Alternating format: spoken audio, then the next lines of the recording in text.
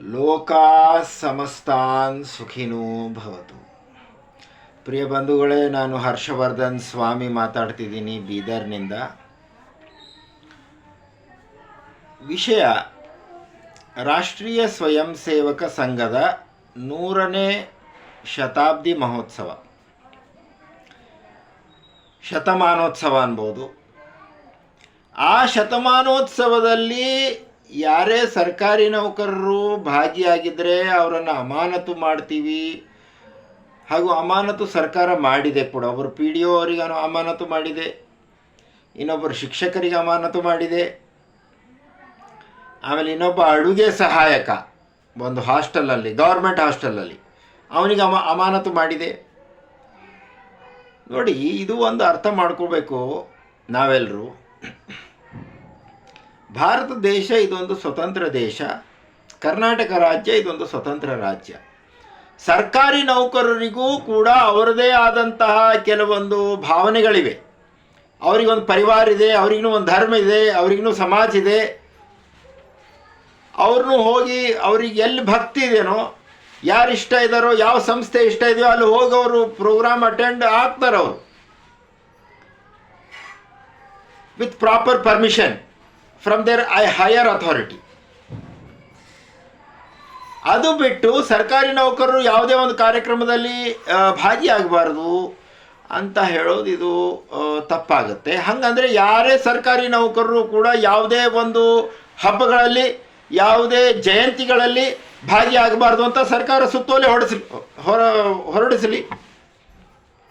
ಯಾಕಂದರೆ ಸರ್ಕಾರ ಅಷ್ಟು ಒಂದು ಸೆಕ್ಯುಲಾರಿಸಮ್, ಒಂದು ಜಾತ್ಯತೀತವಾದವನ್ನು ಪಾಲನೆ ಮಾಡುತ್ತೆ. ಅಂದರೆ ಸರ್ಕಾರದ ಮುಖ್ಯಮಂತ್ರಿಗಳಾಗಿರ್ಬೋದು, ಮಂತ್ರಿಗಳಾಗಿರ್ಬೋದು, ಸರ್ಕಾರಿ ನೌಕರರು, ಆಫೀಸರ್ಸ್ ಯಾರೇ ಇರಲಿ, ಯಾವುದೇ ಜಯಂತಿನಲ್ಲೂ ಅವ್ರು ಭಾಗಿಯಾಗಬಾರ್ದು. ಇದು ಒಂದು ಬಹಳ ಸಣ್ಣ ಮನಸ್ಸನ್ನು ತೋರಿಸ್ಕೊಡುತ್ತೆ. ಯಾರಿಗೆ ಎಲ್ಲಿ ಭಕ್ತಿ ಇದೆ ಅಲ್ಲಿ ಹೋಗ್ತಾರ್ರಿ ಅವರು. ಏನು ಸರ್ಕಾರದ ಜೀತದಾಳುಗಳ ಸರ್ಕಾರಿ ನೌಕರರು ಅಂದರೆ ಏನೋ ಅವ್ರಿಗೆ ಸರ್ಕಾರಿ ನೌಕರಿ ಸಿಕ್ತು, ಸರ್ಕಾರಿ ನೌಕರಿ ಮಾಡ್ತಿದ್ದಾರೆ. ಇಲ್ಲಾಂದರೆ ಪ್ರೈವೇಟ್ನಲ್ಲಿ ಮಾಡ್ತಾ ಇದ್ದಾರೆ, ಕೆಲವೊಬ್ಬರು ಬಿಸ್ನೆಸ್ ಮಾಡ್ತಿದ್ದಾರೆ. ಅದು ಒಂದು ಕಾಯಕ ಅಷ್ಟೇ. ಅದು ಬಿಟ್ಟು ಅವರು ಒಂದು ಜೀತದಾಳುವಿನ ಥರ ಅವರು ಅಲ್ಲಿ ಹೋಗಬಾರ್ದು, ಅವ್ರು ಇಲ್ಲಿ ಹೋಗಬಾರ್ದು ಅಂದರೆ ಸರ್ಕಾರ ಸುತ್ತೋಲೆ ಹೊರಡಿಸಲಿ.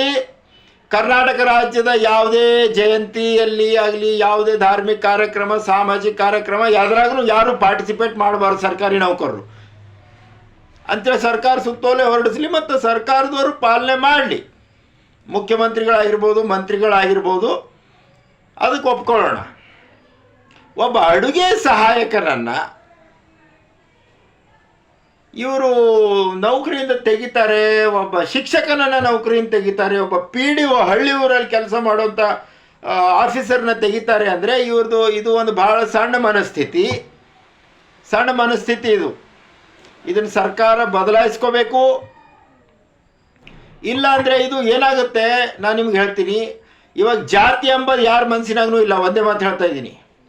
ಜಾತಿ, ಮೇಲ್ಜಾತಿ, ಕೀಳ್ಜಾತಿ, ಈ ಜಾತಿ, ಆ ಜಾತಿ, OBC ಇವೆಲ್ಲ ಯಾರ ಮನಸ್ಸಿನಾಗೂ ಇಲ್ಲ. ಎಲ್ಲರೂ ಒಂದು ಸಮಾನವಾಗಿ ಸಂವಿಧಾನಕ್ಕೆ ಒಂದು ಗೌರವ ನೀಡಿ ಬದುಕ್ತಿದ್ದಾರೆ. ಸರ್ಕಾರ ಈ ರೀತಿ ನಡ್ಕೊಂಡ್ರೆ, ಪಾರ್ಶಿಯಾಲಿಟಿ ಮಾಡಿದ್ರೆ, ಹಿಂದೆ ಇದ್ದಂತಹ ಮತ್ತೆ ಅದೇ ವ್ಯವಸ್ಥೆ ಜನರ ಮನಸ್ಸಿನಲ್ಲಿ ಬರುತ್ತೆ.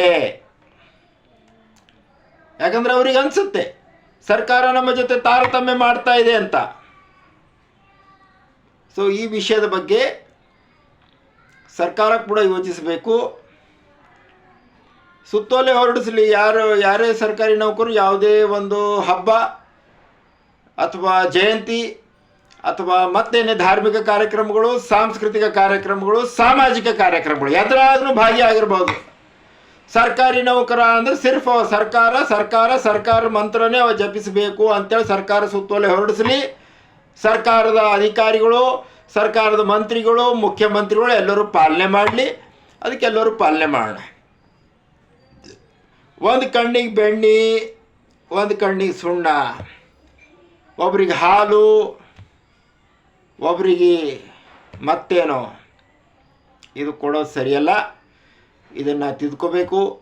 ಸಮಾಜದಲ್ಲಿ ಒಂದು ಒಳ್ಳೆಯ ಸಮಾಜ ನಿರ್ಮಾಣ ಆಗುತ್ತೆ. ಇಲ್ಲ ಸಮಾಜದಲ್ಲಿ ಜಾತೀಯತೆಯನ್ನು ಮಾಡೋದು, ಜಾತೀಯತೆ ವಿಷಬೀಜ ಬಿತ್ತೋದು, ಈ ಥರ ಮಾಡಿದ್ರೆ ಸಮಾಜ ಮತ್ತೆ ಜಾತೀಯತೆ ಕಡೆ ಹೋಗುತ್ತೆ. ಅದಕ್ಕೆ ಮತ್ತು ಅದು ಯಾರು ತಡಿಲಿಕ್ಕಾಗೋದಿಲ್ಲ. ಇದನ್ನು ನಾವೆಲ್ಲರೂ ಅರ್ಥ ಮಾಡ್ಕೊಳ್ಬೇಕಾಗತ್ತೆ. ಎಲ್ಲರೂ ಸಂವಿಧಾನಕ್ಕೆ ಗೌರವ ಕೊಡಬೇಕು. ಪ್ರತಿಯೊಬ್ಬ ವ್ಯಕ್ತಿಗೆ ಅವನದೇ ಆದಂಥ ಧಾರ್ಮಿಕ, ಸಾಂಸ್ಕೃತಿಕ ಮತ್ತು ಸಾಮಾಜಿಕ ಸ್ವಾತಂತ್ರ್ಯ ಇದೆ. ಆ ಕಾರ್ಯಕ್ರಮದಲ್ಲಿ ಹೋಗಿ ಸರ್ಕಾರಿ ನೌಕರ ಸರ್ಕಾರದ ಬಗ್ಗೆ ಏನೋ ಹೇಳಿದಾನೆ ಅಥವಾ ಮತ್ತೇನೋ ಒಂದು ಸರ್ಕಾರಕ್ಕೆ ಮುಜುಗರ ಉಂಟು ಮಾಡೋ ರೀತಿಯಲ್ಲಿ ನಡ್ಕೊಂಡಿದ್ದಾರೆ ಅಂದರೆ ಅವ್ರು ಆ್ಯಕ್ಷನ್ ತಗೋಬಹುದು. ಆದರೆ ಒಂದು ಸಾಮಾನ್ಯ ಕಾರ್ಯಕ್ರಮ, ಆ ಕಾರ್ಯಕ್ರಮದಲ್ಲಿ ಸಾಮಾನ್ಯನಾಗಿ ಭಾಗಿಯಾದರೆ ಅದು ಜಾತಿ ಎಲ್ಲ ನೋಡಿ ಸರ್ಕಾರ ಹಿಂಗೆ ಮಾಡೋದು ತಪ್ಪಾಗುತ್ತೆ. ದಯವಿಟ್ಟು ಎಲ್ಲರೂ ಇದ್ರ ಬಗ್ಗೆ ತಿಳ್ಕೋಬೇಕು. ನಾನು ಮೊದಲು ಒಂದು 2022ರಾಗ ಒಂದು ವಿಡಿಯೋ ಮಾಡಿ ಹಾಕಿದ್ದೆ. ನಾನು ಇಲ್ಲಿ ಬೀದರ್ನಲ್ಲಿ ಹಿಂಗೆ ಏನೋ ಒಂದು ಸಮಸ್ಯೆ ಆಗಿತ್ತು. ಸೊ ಅದಾದಮೇಲೆ ಎಲ್ಲ ಸಮಾಜದ ಜನತೆ ಎಲ್ಲ ಅದಕ್ಕೆ ಒಳ್ಳೆ ರೆಸ್ಪಾನ್ಸ್ ಕೂಡ ಕೊಟ್ಟಿತ್ತು. ಈಗ ಅವೆಲ್ಲ ನಾನು ಹೇಳಕ್ಕೆ ಹೋಗಂಗಿಲ್ಲ. ಆದರೆ ಸರ್ಕಾರ ಇದ್ರ ಬಗ್ಗೆ ಯೋಚನೆ ಮಾಡಬೇಕು. ಎಲ್ಲರಿಗೂ ಶುಭವಾಗಲಿ.